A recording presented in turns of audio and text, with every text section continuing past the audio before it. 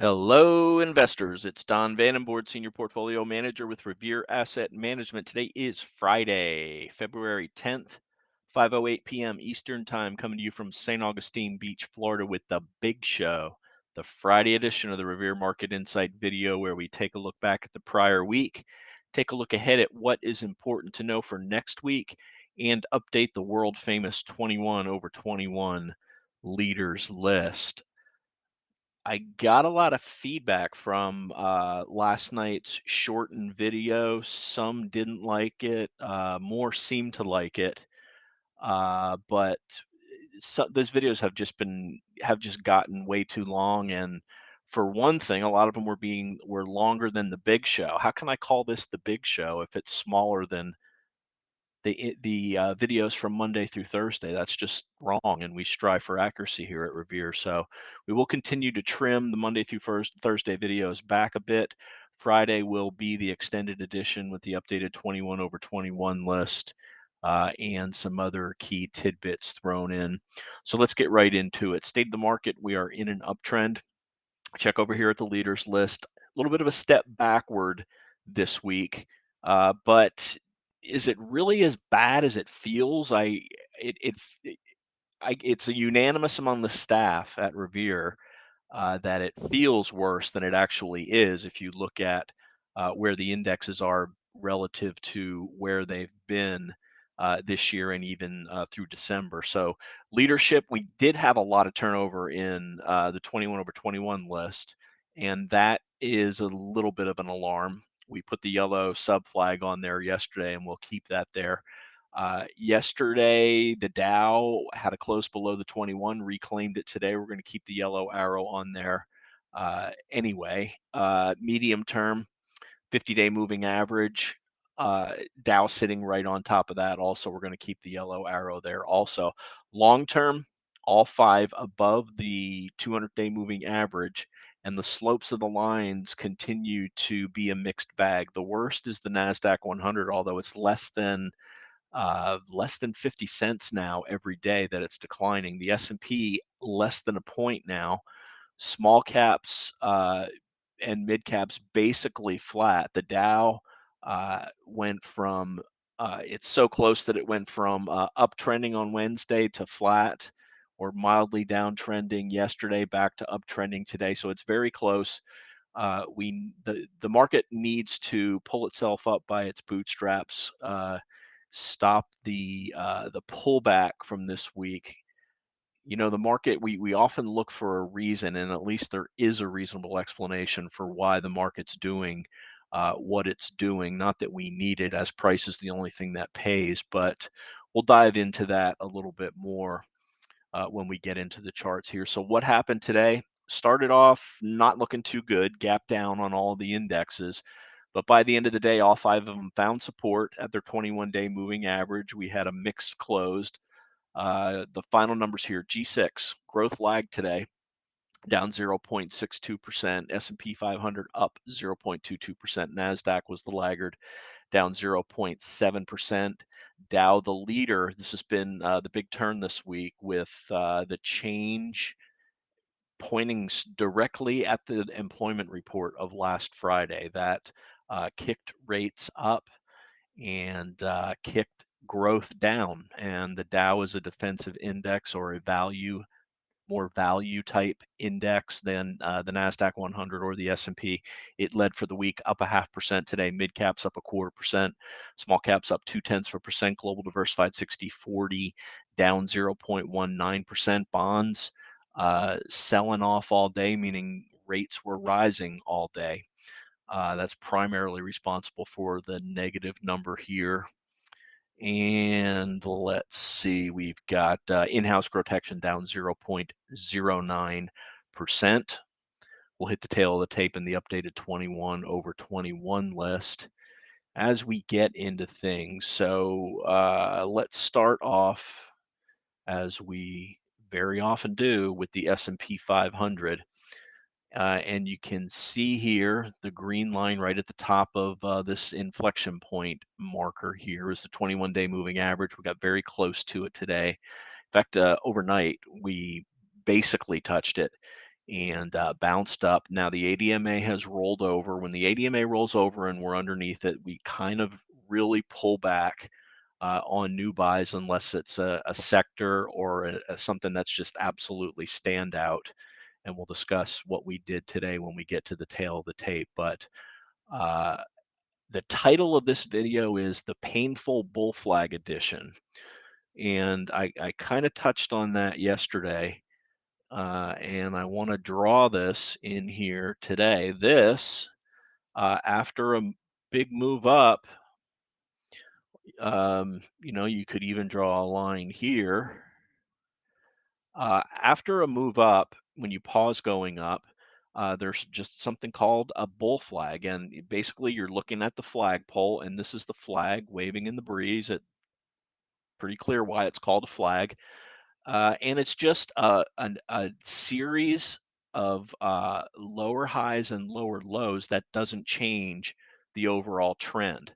And I can unequivocally state that this certainly falls in to that category. Now, we did break below 4,100, but we are holding above 4050, which is this area of consolidation in here right before the Fed meeting when we broke out, and obviously after the reversal of a week ago on the employment report. So bull flag, totally normal in context of what the market has done, but the lot of rotation this week out of growth and into more value type stocks. And we're a growth stock firm. But we also always have the rock, the foundation as the S&P 500. And I've talked about this multiple times. The reason for that is all the rotation that the market ever does takes place within the S&P 500, whether you're going from value to growth, or from some sectors coming out of favor, others coming into favor. It all happens within the S&P 500. So it's like the scales of justice, I guess you could say. You're moving some chips from one side to the other, but it all nets out in the end. Obviously, there can be more selling than buying, and vice versa, and that causes the whole thing to move up. But it's a smoothing mechanism for the portfolios. Versus the normal growth positions that we buy at Revere.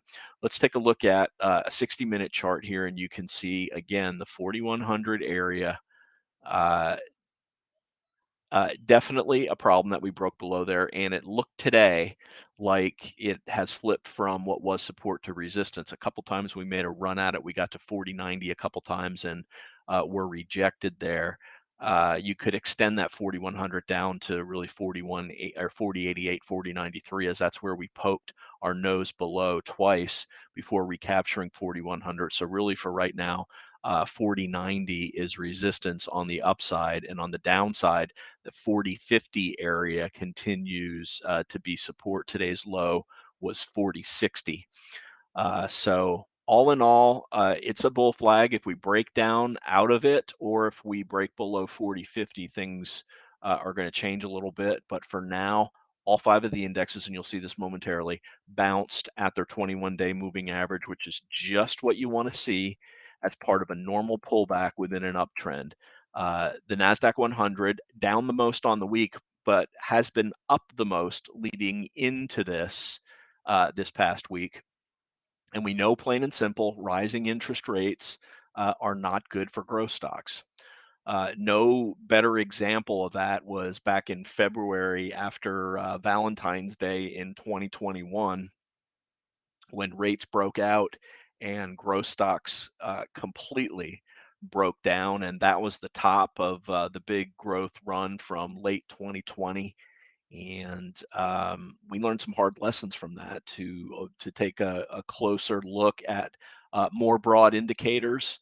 That was the impetus behind the creation of the G6 and the discussion of interest rates and the dollar every night in our videos, because they really are tied. They answer a lot of questions, and they can really point you in the correct direction when you understand the inter-asset correlation. So here's the NASDAQ 100. Again, normal pullback, but the ADMA has rolled over. We don't like that. Also, the stochastics are bearish for all 5 of the indexes also. Let's go to the Dow. The big, bad, bold 6-day outperformance on a relative strength basis Dow, while price is just going sideways relatively. It's performing much better than the S&P, holding at this 50-day moving average, recapturing the green line, the 21-day moving average. And this is where the money flowed this week, plain and simple. Mid caps and small caps also will lag in a rising interest rate environment. They're pulling back, bounced right at the 21. CPI next week on Tuesday morning before the open might have a lot more to say about the overall direction of these indexes after today's bounce. But really, it's a very big level that needs to be watched closely for next week on all 5 of them is today's lows. So for now, we stopped going down. We stopped the sell-off this week at the lows of today, and we bounced across the board. And these lows today need to hold. At best, an undercut that quickly reclaims the lows is what we want to see. And we actually did see a false breakdown intraday on a 5-minute chart here, the S&P, the low here, 4060 false breakdown and bounced right there. We tried to break below it. Then we tried to break or approached it again, 4063, but didn't break it. So this key right here at 1015 or 1005 on this 5-minute chart, this bar is controlling the lows. It's an undercut and reversal uh, versus us trying to go lower. And then we've got right below there the 21-day moving average, which is at 4054 now, I believe, and then that 4050 support area. So uh, this is what I mean by a false breakdown. You undercut immediately and then bounce right out of there. And if you see that, normally you want to see a bounce right out of there within about an hour. So those are the major indexes. We covered those. Let's take a look at the dollar. Dollar was no help today. The dollar put in its own bull flag, you could say, on this move off the bottom all week and then broke out of it today with higher high. Really kind of trended up in the morning and then just going sideways. This is while the market was recovering today. The market was kind of weak in the morning while the dollar was advancing. Let's check the VIX now. Yesterday we had a close on the VIX above the 21-day moving average. Today we moved above the 50 and reversed to the bottom. Just very the complete inverse of the S&P closing at the top of the range is this move back below the 50-day moving average. So that's a little bit of a plus for the VIX and the market. Now let's see if it goes lower and collides with the now uptrending 21-day moving average on that. And notice it's usually all over the place relative to the 21. It doesn't obey it the way the indexes sometimes tend to in their range, but it's a good indicator, the slope of the lines, what the VIX is doing overall. And this was also attempting to make the highest the highest level on the VIX since January 19th, and we reversed off there also. So today's similar to the way the lows today in the market are critical, the highs today in the VIX at 2158 are something we'll be watching next week also. Now let's go to bonds. There's a 5-minute chart on bonds, and you can see they just drifted lower all day, and along with them drifting lower, let's check the daily chart first. Breaking down, making a lower low on bonds. So uh, bonds making a lower low in the market, not making a lower low is a little bit of good news for stocks. Let's go to junk bonds now, JNK. They did make a lower low, so they normally move in step with stocks. So this isn't a good sign here that junk bonds broke the 50-day moving average the way they did there. I was kind of expecting a little bit of a bounce, but we never got it there. Corporate bonds, LQD, also making a lower low and TLT, the 30-year, also making a lower low. And if they're making lower lows on price, that means that the yields are making higher highs. And you can see here on TNX, they absolutely did. Highs of the week and all keyed by that big reversal last Friday on the employment report. So we really needed some good news on an economic front. And actually, what I mean by that is we need some bad news on the economic front in order to get the indexes not as afraid of as they seem to be. When there's economic concern, money flows into the dollar. That's kind of a safe haven, and that's what we're seeing, and that's not good for stocks. So that's the TNX. Let's look at the TYX, the 30-year. Also ending the week at highs, 1, 2, 3, 4, 5, 6, 7 straight up closes on the 30-year yield coming off the bottom at the 200-day moving average. So bonds not the friend of stocks right now. Let's flip to gold and silver. We sold GDX yesterday. Strength of the dollar not helping. Gold bounced at the 50-day moving average. So gold up while the dollar was up is a little bit of a divergence. How about GDX? Down again today. We sold this yesterday when it broke this bear flag. Bear flag, just the opposite of a bull flag. When you just turn the flagpole upside down, basically, the flag going down, the flagpole going down, the flag itself turning up and then breaking down, and we broke out of that bear flag yesterday below the 50-day moving average. That's when we got out of GDX. Let's go to SLV. Silver also up today, although closing at the range. Let's check Bitcoin, BITO, down again, and this reflects risk off. Let's take a look at a 60-minute chart here. And no surprise that it coincides with that jobs report, the way Bitcoin has been selling off, going to risk off, similar to the way that the market has. So again, the title for that for the video, the painful bull flag. Exactly how far are we off of the highs? It feels worse than it is. Let's do a Microsoft comparison chart, or a MarketSmith comparison chart here, starting with the highs on all the indexes were made on February 2nd. So we'll change the date to 2023 to today, and the S&P is only 2.14% off of its high. It really does seem a lot worse than that. Let's go to the NASDAQ 100, down 3.86%. We kind of knew that. Let's check the Dow. We'll go with DIA, only down 0.5%. We knew that very clearly, the leader. Let's go to mid caps, down 3.2%, so worse than the S&P, not as bad as the NASDAQ. Let's go to small caps, down over 4%. So there's the 5 indexes and what they've done. Mid caps and small caps not doing well. I guess I figured, yeah, small caps would have been, because we did get stopped out of our small caps earlier in the week. So again, the rotation taking place, keeping the S&P 500 not the strongest, like the Dow for this week, and really off the highs, not just this week. But let's take a look now at something that really had been leading. Let's go to SPHB. This is high beta stocks. This has been crushing low volatility, down 4.7%. Let's go to low volatility, SPLV, only down less than 1%. So clear outperformance there on SPLV. And now let's go through the G6 and see how they're holding up. IWO down 4.2%. Next up is FFTY, down 2.73%. Next up is PDP, down 1.53%. QQQJ, the mid-cap NASDAQ 100, down 4.13%. ARK-K, this is going to be the worst. Yep, down 11.8%. Again, high growth, and that's no friend to in a rising interest rate environment. MDYG down 2.15%. This is why we're in SARK.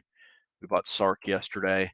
That's actually up 12.84%. We bought it when it moved above the ADMA, and ARK-K broke below the ADMA. So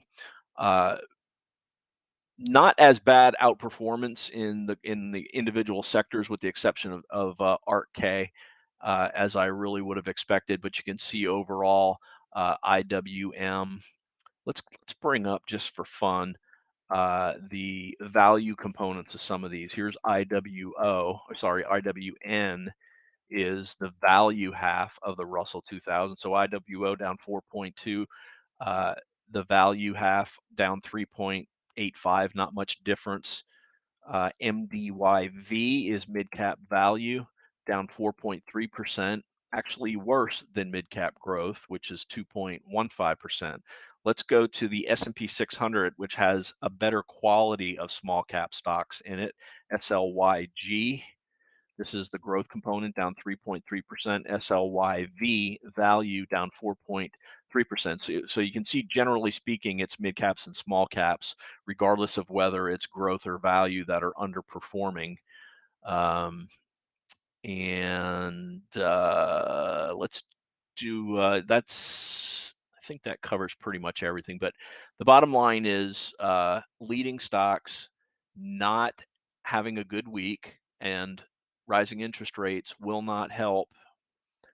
What has TLT done? Down 4.55%. So that tells you what rates are doing, very clearly going up. Let's go with 0TNX and just put it on here, up 10%, the 10-year note. 0TYX, up 7.65%. You're just not going to get much headway with growth stocks in a rising interest rate environment. Where are we now? We did all the indexes. Let's go to the tail of the tape, and then we'll get to the 21 over 21 list. Didn't update this. The VIX, basically unchanged today, but at 20.53, down 0.9%. Let's see what else. So some news: Russia cut oil output. That was the reason, the spark for all oil stocks outperforming today. Day count, we went from Dow 1 to basically a 0. That means it's kind of a rare situation that I dug into the rules. It's not really considered an up day. We were up barely, and we did put in a hammer, so we stopped going down, but we really didn't make any progress to the upside. So we're basically at ground zero on the day count. On the other hand, ADMA, second close below it, 16 days above the 21-day moving average, and follow through day, 25 days since the 1/6 follow through day. My expectations have been downgraded to neutral as long as we're below 2101 and above 4101 and above 4050, and we did spend all day between there. All day tight chop. The range was less than 1% on the day, and then some strength into the close. Sectors, 8 out of 11 sectors up today. The ones that were down were, of course, the tech or growth sectors, XLC, K, and Y, semiconductor, software, and China or KWeb. Bond prices down means bond yields up, along with the dollar and oils. This is what we own in-house. We added SPXL today on the bounce off the 21. We bought ERX, which is an energy ETF, and we trimmed AEHR as it just cannot seem to recover since that secondary earlier this week. So slight raise in the portfolio adjusted beta from 0.82 to 0.86. The bottom line for this week and today, all 5 indexes find support near the 21 EMA, and that sets a key level that we need to watch for next week. So now let's move on to, I didn't do my public service announcement, did I? You know, I can't get away without that. That's why we do these videos. Take a look here, last 13 bear markets. This is our number one job at Revere. Uh, we do this because we've seen firsthand what happens to friends and family when either they don't know what they're doing or an advisor gives them bad advice and just sits through severe downturns in the market as they're approaching retirement. This is why loss Loss prevention, risk management, downside protection. It's our number one job here at Revere. The returns take care of themselves when the market gets back into a healthy posture. And all of these take place below the black line on the chart here, the 200-day moving average. We went to very defensive for most of 2022.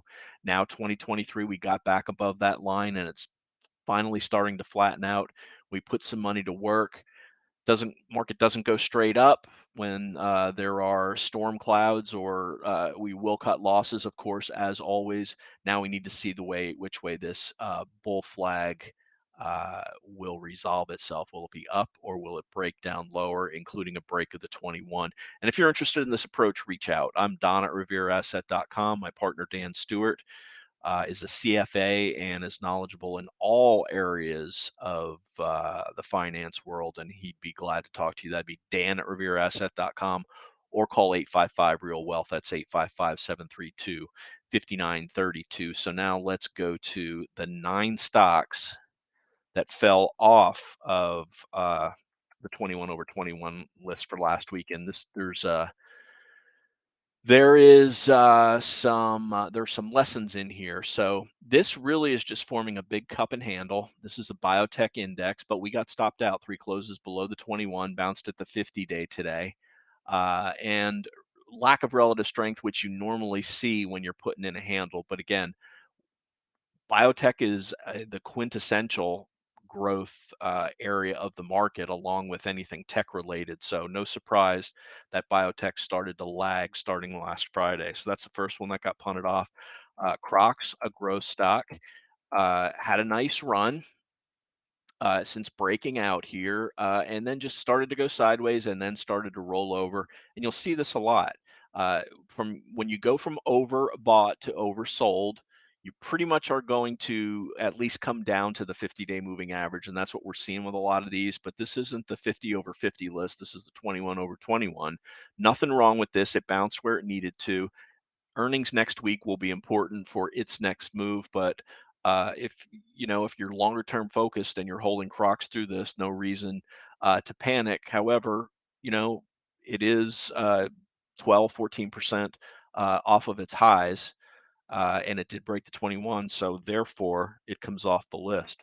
Next up is another ETF pick. This had been outperforming until uh, really 2 weeks ago, when relative weakness really came in. It had a nice run.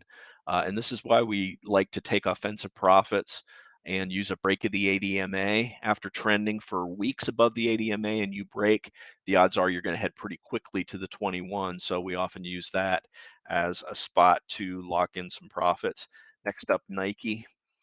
Another one that had a decent run, not a great run, since its earnings report, and then just started going sideways and rolled over, coming off of the list.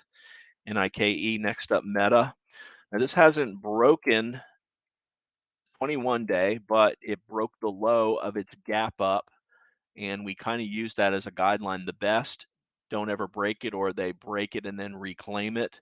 But this is just Meta's coming back along with the market. And again, it's more on the value side now because its valuation is much more reasonable than it ever was. But the big gap up, break of the ADMA still above the 21, but we're taking it off the list. Uh, Very similar to Netflix, another one that had a nice run.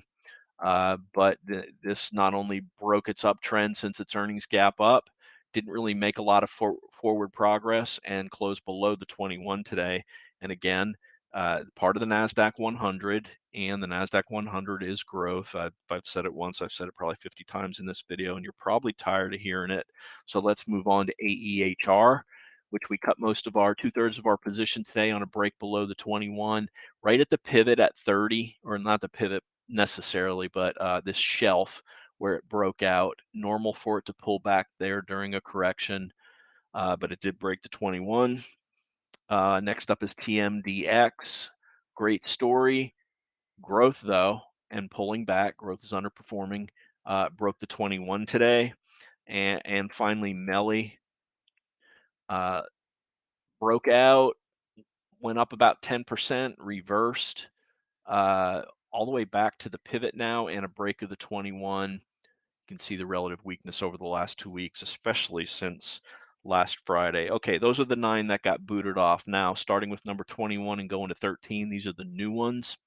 And we'll start off with CRDO, just one of the best acting stocks in the market. Real tight action. It's a little bit on the thin side, but riding the ADMA higher. ALGM, another fantastic acting stock since its big earnings report. This is picture perfect action. as far as follow through and not giving anything back. But semiconductors themselves are holding up extremely well, and a lot of these new entries here are semiconductors, and NVIDIA is another one that's been acting fantastic. Riding the 8 higher, broke the 8 today, closed just below it. But money, look at the volume patterns in this. Money very clearly flowing into NVIDIA. American Express, this has both the travel and the payment stocks have been working pretty well. Tight action, but progressing higher since its earnings gap up 383%, riding the ADMA higher for now.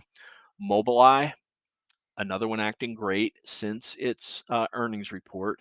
And some of these techs, again, it's in the semiconductors. Semiconductors have really bucked the trend of a lot of growth stocks that have been kind of hammered this week. So keep an eye on that sector. I know we are because they just continue to hold up well. ACLS, another semiconductor riding the ADMA higher.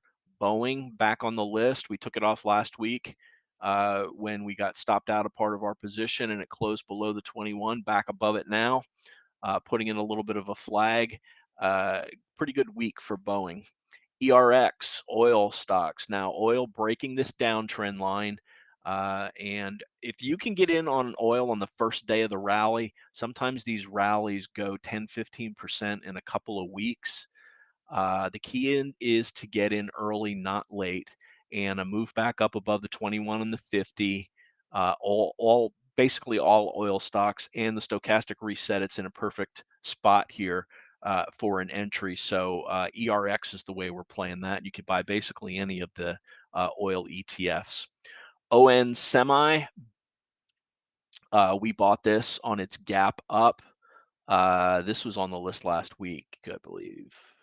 No, it wasn't. It was added this week because we bought it on Tuesday. Uh, After reporting earnings on Monday, closing mid-range, showing relative strength, riding its ADMA higher. Again, another leader in the semiconductor industry. ELF, the rest of these were on since last week. ELF continues to just hold up like a champ. Dynatrace struggling since that announcement of its secondary. We sold our shares yesterday. Dutch Brothers sitting right on the 21. AI, the Wall Street bets crowd got a hold of this one, drove it up, had a hard drop down. This may be like a risk on indicator for the market, but today it undercut and reclaimed its ADMA. Tesla finally pulling back, but still above the ADMA, worst day it's had in a while. But look at all those blue bars. It's entitled to have a down day every once in a while. Shopify, 6 straight down days, all on below average volume, still above its ADMA. We did sell our shares to lock in half of the profit that we had when it was at its high. RVNC finally pulling back, but bounced at the 21 day. Las Vegas Sands, the casino stocks are acting pretty well. Acting well since earnings. It went sideways. Wynn could just as easily be in here. And in fact, on its earnings gap, it looks a little bit better. So LV